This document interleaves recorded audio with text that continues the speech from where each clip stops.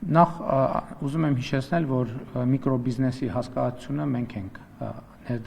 ներդրել Հայաստանի Հանրապետությունում եւ մենք նաեւ մտադիր ենք միկրոբիզնեսի շեմը էականորեն բարձրացնել, որպեսզի մենք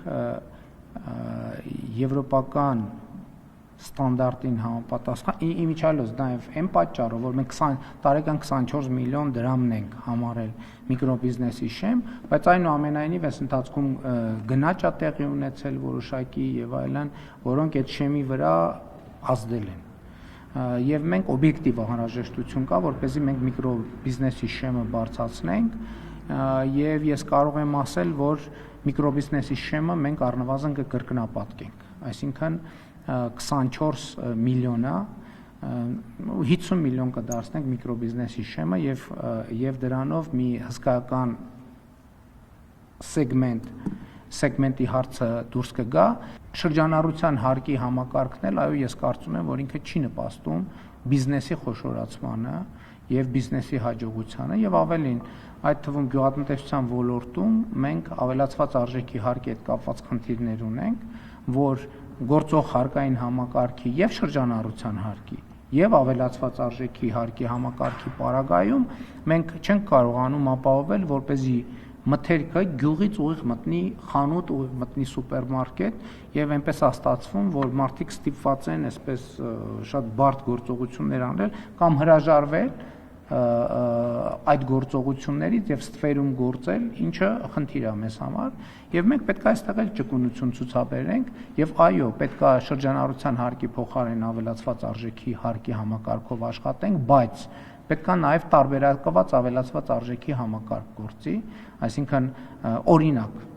մասնավորապես ավելացված արժեքի հարկը գյուղմթերքի պարագայում լինի 0, որպեսզի նախ մի կողմից դա հնարավոր լինի, որ մարդիկ բերեն եւ վաճառեն,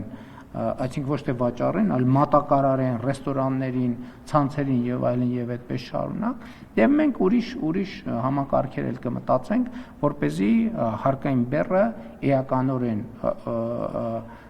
եւ ընդհանրապես չավելանա, այլ ավելանա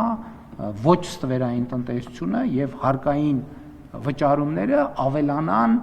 ստվերի կրճատման հաշվին, բայց դա իր հերթին կնշանակի, որ մարդկանց եկամուտներն են ավելանում։ Ես ուզում եմ ընդհանրապես մեր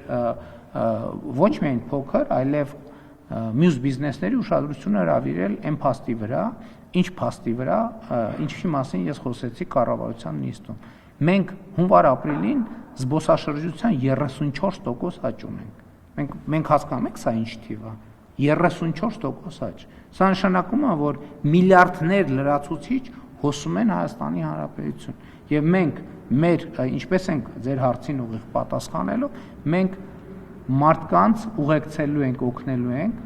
որպեսզի իրենց բիզնեսների արդյունավետությունը բարձրացնելու եւ իրենց